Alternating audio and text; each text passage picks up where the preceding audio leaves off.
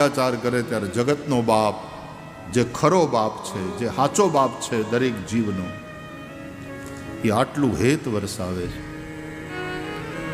અને પછી ભક્ત પ્રહલાદને કહે છે ભગવાન કે વરમ વૃણિષ્વ. પ્રહલાદ માંગ બેટા. તે બહુ સહન કર્યું. પહેલી વાત તો ભગવાને એ કરી કે તારા મદદમાં આવવામાં મારાથી થોડું મોડું થઈ ગયું બેટા, તારે બહુ સહન કરવું પડ્યું, હું મોડો પડ્યો.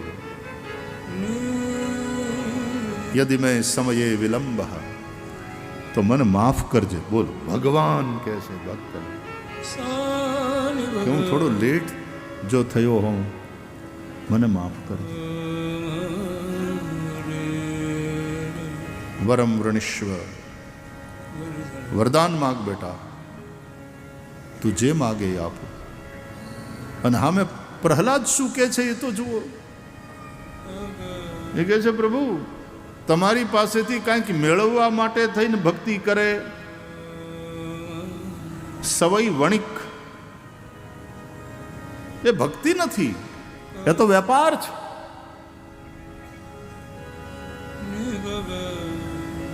નારાયણ આપના દર્શન થયા, આપનો પ્રેમ મને મળ્યો, મારે બીજું કંઈ જોતું નથી.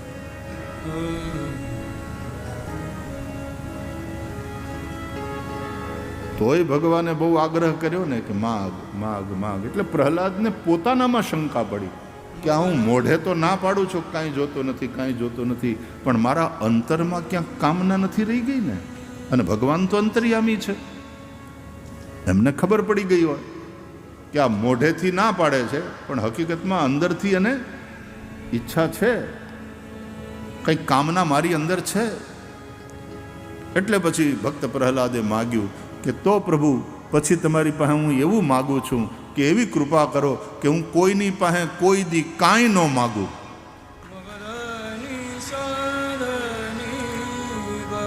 કામાનામ રુદ્ય સંરોહમ ભવતસ્તુ વૃણેવરમ.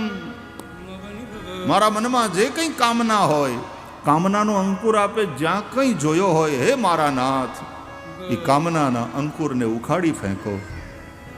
હું કોઈ દિવસ કોઈની પાસેથી કાંઈ ન માગું,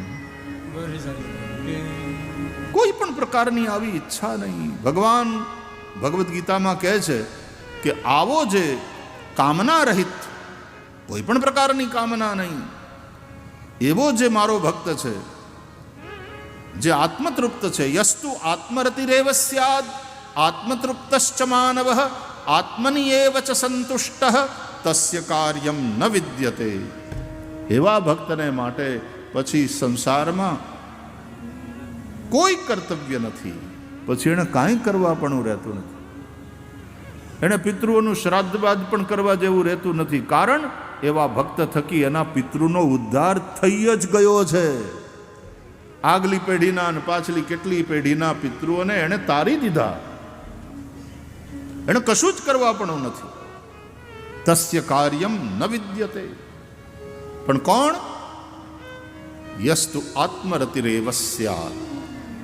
જેની પોતાના આત્મામાં જ રતિ છે, પ્રેમ છે, જે આત્મારામ છે. આત્મની એવ ચ સંતુષ્ટ. જે પોતે પોતાના આત્મામાં સંતુષ્ટ છે, જે પોતે પોતાનામાં તૃપ્ત છે. એ કોઈ એજન્ડા નથી રાખતો, એ કોઈ કામના નથી રાખતો. નો ડિઝાયર્સ.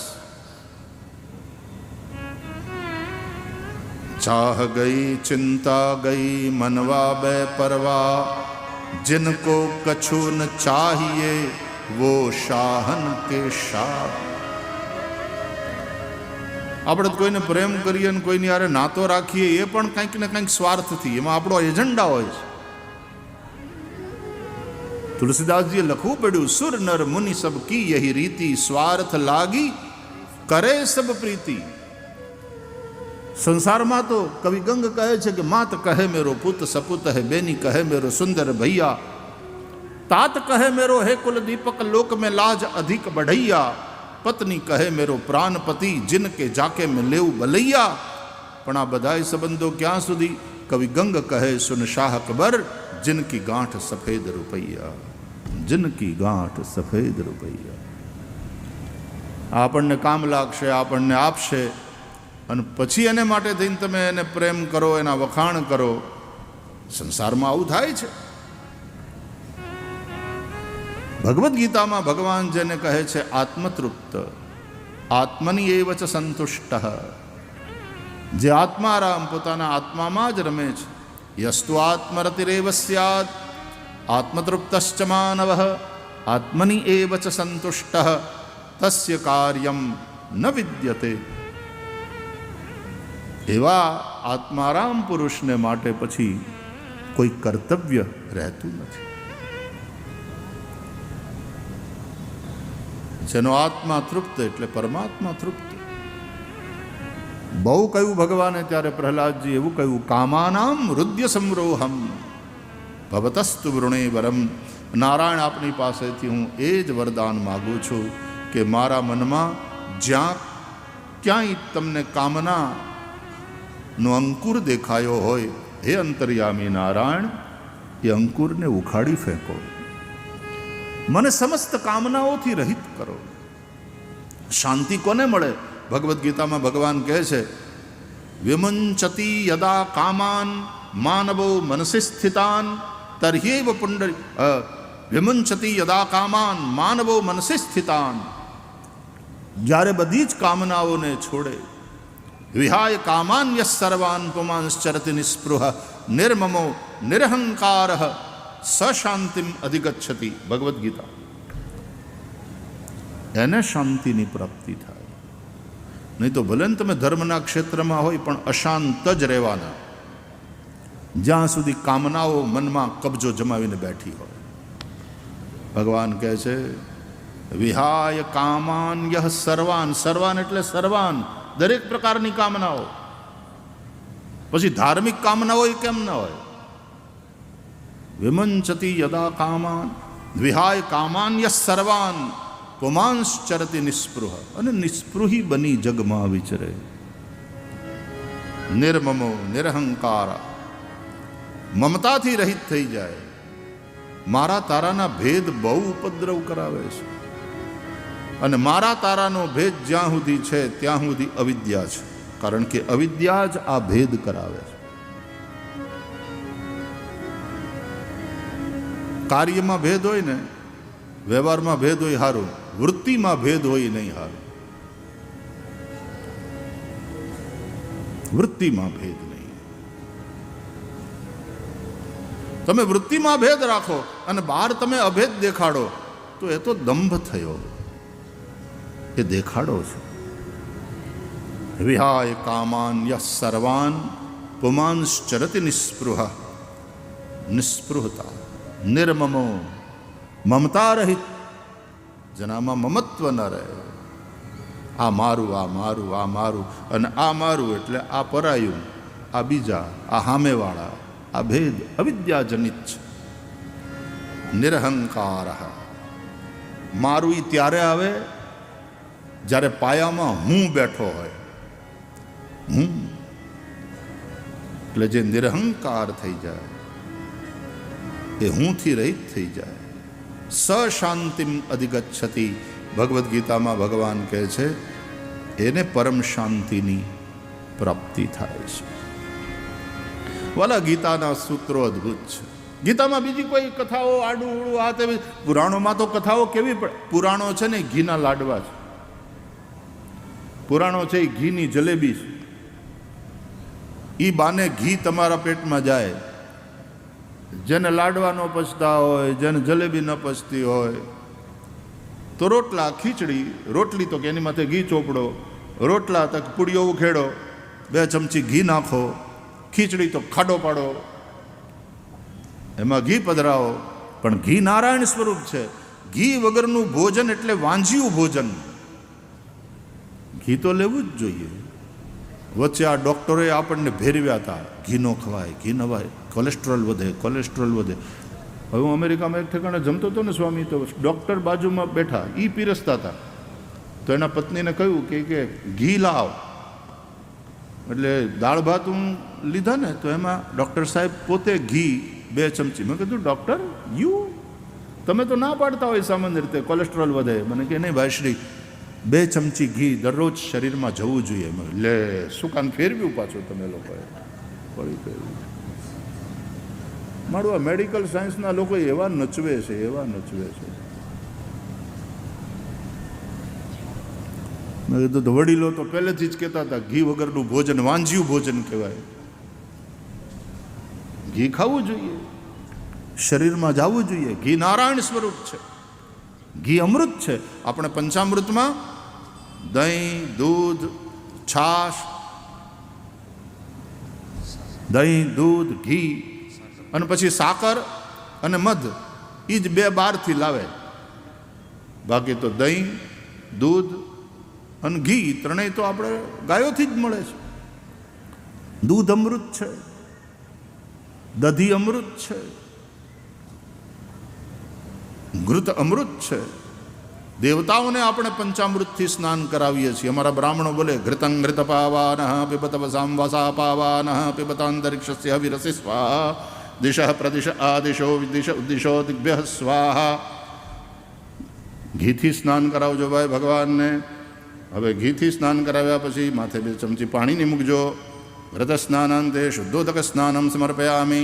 શુદ્ધોદક સ્નાનાંતે શુદ્ધ આચમનીયમ સમર્પયામિ. હવે મધ લઈ લેજો. મધથી ભગવાનને નબળાવવાના છે. મધુવાતારતાયતે મધુક્ષરંતિ સિંધવઃ. મંત્રો બોલે. દરેક અમૃત સ્નાનને માટેના મંત્રો છે. ઘૃત અમૃત છે, નારાયણ સ્વરૂપ છે.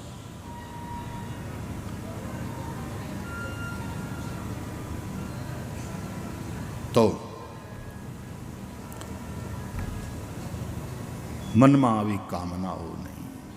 તો ભગવાને કહ્યું પ્રહલાદજીને, તારે તો કાંઈ જોતું નથી બેટા, પણ મારે એક ઈચ્છા છે. બોલો, ભક્તને કાંઈ ઈચ્છા નથી, પણ ભગવાને કહ્યું મારે એક ઈચ્છા છે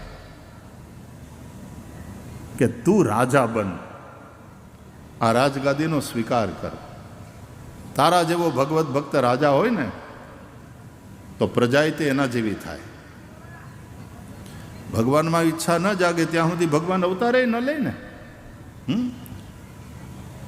અને પછી જે કામ થવું જોઈએ સૃષ્ટિના કલ્યાણનું, પરિત્રાણાય સાધુનામ વિનાશાય ચ દુષ્કૃતામ ધર્મ સંસ્થાપનાર્થાય સંભવામી યુગે યુગે, એ કામ જ ન થાય. તો બેટા મારે એક ઈચ્છા છે, તું રાજા બન. ભક્ત રાજા હોય તો પ્રજા પણ એવી થશે. તો પછી પ્રહલાદે કહ્યું કે એનો મતલબ એમ કે પ્રભુ તમારે કંઈક આપવું જ છે. સારું, એ તો તમારી આજ્ઞા કહેવાય પ્રભુ મારા માટે. ભલે આપની આજ્ઞા છે તો હું રાજા થઈશ, મારું કર્તવ્ય નિભાવીશ. પણ હવે તમે કહેતા હોય તો હું એક પ્રાર્થના કરું, એક માગણી કરું. શું? કે મારા બાપે અજ્ઞાનમાં આવી અને જે કંઈ કર્યું, તમારો વિરોધ કર્યો, મારા ઉપર અત્યાચાર કર્યો, એ બધું અજ્ઞાનને કારણે થયું. હે મારા નાથ, મારી એક જ માગણી છે કે મારા બાપના ગુનાને માફ કરો અને એને સદગતિ આપો. આ પ્રહલાદ ભક્ત એમને એમ નથી થવાતું વાલા. અંદરથી એની વૃત્તિ એવી હોય, ક્ષમાશીલતા, પ્રેમ, આત્મતૃપ્તિ, આ બધી વાતો. એટલે ભગવાને કહ્યું કે તારા જેવા ભક્તને જન્મ આપનાર બાપની તો સદગતિ. હવે એ બાપને જો આમ નહીં તો આમ પણ ભગવાનના દર્શન થયા, ભગવાનનું નામ લઈને મરે, એની સદગતિ પાકી હોય તો ભગવાનને હાથે જે મર્યો, જેનો ઉદ્ધાર થયો, એની સદગતિમાં તો કોઈ શંકા જ નહીં. જાસુ નામ મરત મુખ આવા, અધમૌ મુક્તિ હોય શ્રુતિ ગાવા. કહેવાનો અર્થ, જે સ્વરૂપથી શાંત છે એવા ભગવાનને પણ ક્રોધ આવી જાય છે. ભગવાન શાંત છે પણ ભગવાનનો ભક્ત પ્રશાંત છે. પ્રહલાદ પ્રશાંત છે, પ્રહલાદના આનંદને ક્યારેય કોઈ છીનવી શકતું નથી. હમણાં ઇન્ટરનેશનલ હેપીનેસ ડે ગયો, ગઈકાલે જ હતો કે પરમ દિવસે હતો. એમાં ફિનલેન્ડ દુનિયાનો સૌથી હેપી કન્ટ્રી છે એવું બહાર આવ્યું. આપણો પડોશી દેશ નનકુડો એવો ભૂટાન, હેપીનેસનો જે ઇન્ડેક્સ છે એમાં એ બહુ ઉપર. ભારત આપણે ઘણા પાછળ છીએ. આપણે ગીતાનો પાઠ કરીએ છીએ, રામાયણનો પાઠ કરીએ છીએ, આપણે સત્સંગમાં મોટે પાયે ઉમટીએ, પણ આપણા હેપીનેસની અંદર ખબર નહીં, આપણે હજી ઘણા વાહે છીએ, બહુ પાછા ઋષિઓએ કહેલા માર્ગે, પાછા આપણા વડીલોએ આપણને જે રસ્તો બતાવ્યો હતો, જે ડાપણ, જે શિખામણ આપી હતી, એ તરફ જવું પડશે. સંતોષ એવ મનુષ્યસ્ય પરમ નિધાન. સંતોષ છે ને એ જ સૌથી મોટું ધન છે.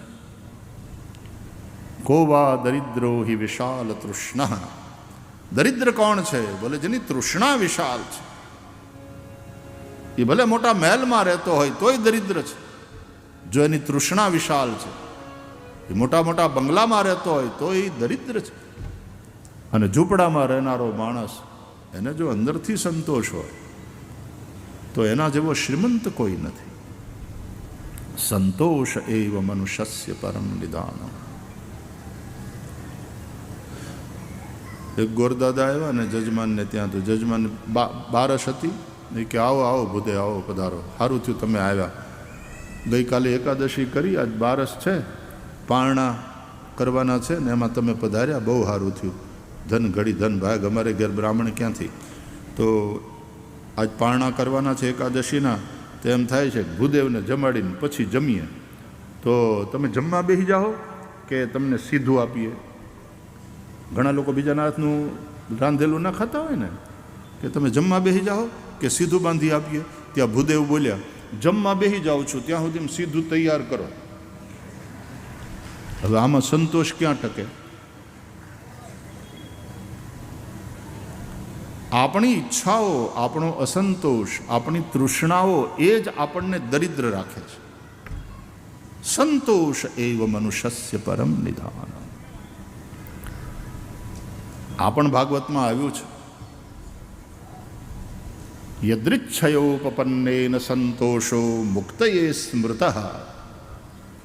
વામન ભગવાન એક બ્રાહ્મણના રૂપમાં, એક બ્રાહ્મણ બટુક બ્રહ્મચારીના રૂપમાં બલિરાજાના યજ્ઞમાં ગયા છે અને બલિ માગવાનું કહે છે, અને આ કંઈ માગતા નથી. બલિ બહુ આગ્રહ કરે છે.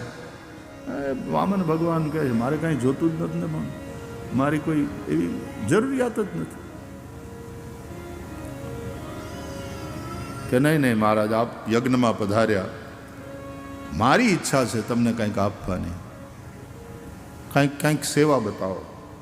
ઠીક છે ભાઈ, તું બહુ કહે છે તો પછી એમ કરીને મારા ડગલાથી માપીને 3 ડગલા પૃથ્વી, એ તો નારાયણ દેવતાઓનું કામ કરવા માટે પધાર્યા હતા, એટલે મારા નાથે આ લીલા કરી. બાકી તો એ બલિ પાસેથી બધું લઈ લીધું 2 ડગલામાં, બલિને લઈ લીધો 3જા ડગલામાં. એમાં ભગવાને બલિને જ રાખ્યો. બલિ પાસેથી જે લઈ લીધું હતું એ બધું ઇન્દ્રને દઈ દીધું. ભગવાન તો ભક્તવત્સલ છે, અને માત્ર ભક્તવત્સલ નથી, ભક્તવાંછા કલ્પતરુ છે, ભક્તોની ઈચ્છાને પૂર્ણ કરનાર. કારણ કે બલિના મગજમાં હતી ને ઈચ્છા, મારે ઇન્દ્ર થવું, એટલે તો આ 100 અશ્વમેધ યજ્ઞ આ દાખલો કરેલો એણે. તો ભગવાને કહ્યું તને ઇન્દ્ર બનાવીશ, હું તો મારા ભક્તની ઈચ્છાને પૂર્ણ કરનાર. એટલે 8મા સાવરણી મન્વંતરમાં ભગવાન બલિને ઇન્દ્ર બનાવવાના છે. એટલે બલિ ચિરંજીવ છે, પ્રભુ એની રક્ષા કરે છે. તો વાલા,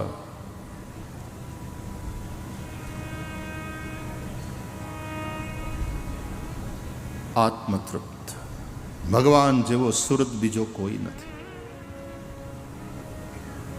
અને સંત જેવો સુરત બીજો કોઈ નથી. કપિલ ભગવાન કહે છે સંતો કેવા હોય? બોલે સુહૃદ સર્વદેહિના અજાત શત્રવ શાંતા સાધવ સાધુભૂષણા મયી અનન્ય ભાવેન ભક્તિમ કુર્વંતિ યે દૃઢામ મત્કૃતે ત્યક્તકર્માણઃ ત્યક્તસ્વજન બાંધવાઃ સુહૃદ સર્વદેહિના. પ્રાણી માત્રના એ સુહૃદ છે, તો ભગવાન સૌના સુહૃદ છે. સંત સદગુરુ એ સુહૃદ છે. નો બોલાવો તોય ન આવે એવા રૂઠેલા નથી. બોલાવો તો જ આવે એવો એનો આગ્રહ નથી. એ તો વગર બોલાવે પણ શિષ્યનું કલ્યાણ કરવા, ભક્તનું ભલું કરવા માટે થઈને પધારે છે. અને એ રીતે જ્યાં જ્યાં જરૂરિયાત જણાય ત્યાં ભગવાન આવી જાય, અવતરે. યદા યદા હિ ધર્મસ્ય ગ્લાનિર્ભવતિ ભારત અભ્યુત્થાનમધર્મસ્ય તદાત્માનં સૃજામ્યહં. જ્યારે ધર્મની હાનિ થાય, અધર્મની વૃદ્ધિ થાય, ત્યારે ત્યારે ભગવાન કહે છે કે મારી જરૂર પડે એટલે હું આવું છું, અવતાર લઈને આવું છું. અવતાર, અવતરણ. તદાત્માનમ સૃજામ્યહં, ત્યારે ત્યારે હું પ્રગટ થાઉં છું. અને એ નિર્ગુણ નિરાકાર જ્યારે એની કૃપાને કારણે સગુણ સાકાર થઈને આવે, એની કૃપા જેને અવતરિત કરે છે, ભક્તો પ્રત્યેનો એનો પ્રેમ, એની કૃપા. જબ જબ હો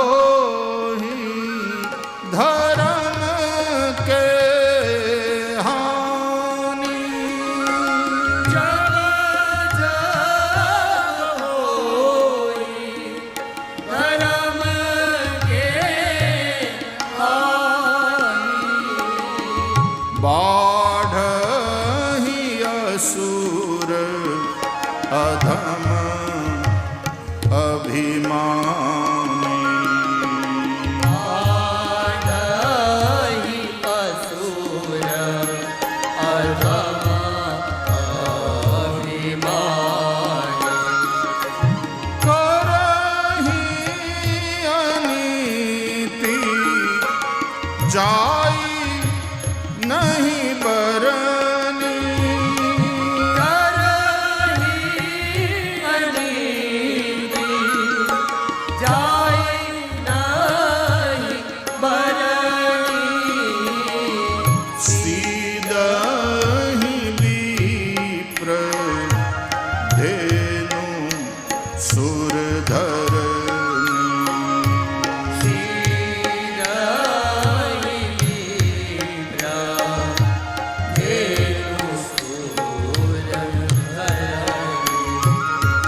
તબ તબ પ્રભુ ધરી વિવિધ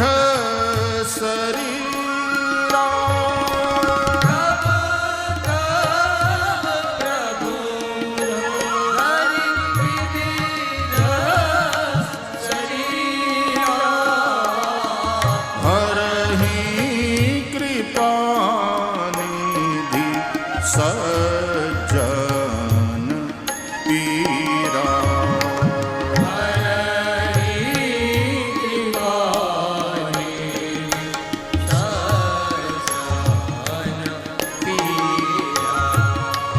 જબ જબ હોઈ ધર્મ કે હાનિ, ધર્મ કે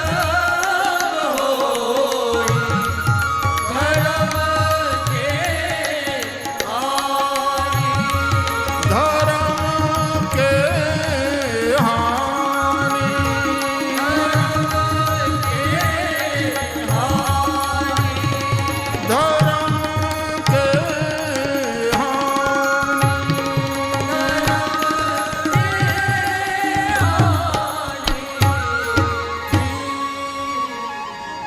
જ્યારે જ્યારે ધર્મની હાનિ થાય, અધમ અભિમાની આસુરી વૃત્તિના લોકો, એની સંખ્યા વધતી જાય, એનો અત્યાચાર વધતો જાય.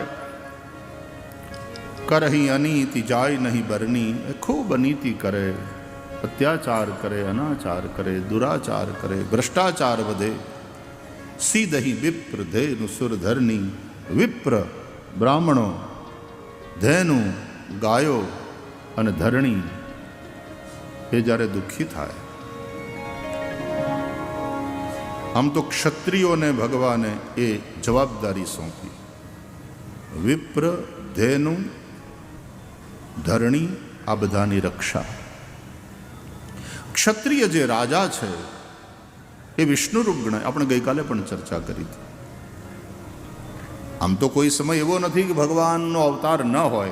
આ જગત છે એ પણ ભગવાનનો જ અવતાર છે, જગદાવતાર. આ ભગવાનની, એ અવ્યક્ત પરમાત્માની જ અભિવ્યક્તિ છે આ જે સૃષ્ટિ છે તે. અને એમાં રાજા છે, ક્ષત્રિય છે, એ ભગવાન વિષ્ણુનું રૂપ છે. બ્રાહ્મણ છે એ બ્રહ્માનું રૂપ છે. એના દ્વારા ભગવાન બ્રહ્માના રૂપે એટલે કે બ્રાહ્મણના રૂપે ધર્મ શું છે સમજાવે, એનું જ્ઞાન આપે, ધર્મનો ઉપદેશ કરે, ડૂઝ અને ડોન્ટ્સ શીખવાડે. સંતો છે ભગવાનનું હૃદય છે. એ સાધુ પુરુષો દ્વારા ભગવાન પ્રેમ કરે, હેત વરસાવે, બ્રાહ્મણો દ્વારા પ્રકાશ કરે. અને આમ તો ક્ષત્રિયો એ સમાજની ભુજા છે, ભુજા બળરૂપ છે. એના દ્વારા પ્રભુ રક્ષણ કરે. અથવા તો રાજા એ વિષ્ણુરૂપ ગણાય છે. એટલે એનો ધર્મ છે, એની એ ફરજ છે, ગૌ બ્રાહ્મણ પ્રતિપાલક હોય. ગાય, ધરણી ધરતીની રક્ષા, ગાયોની રક્ષા, બ્રાહ્મણોની રક્ષા.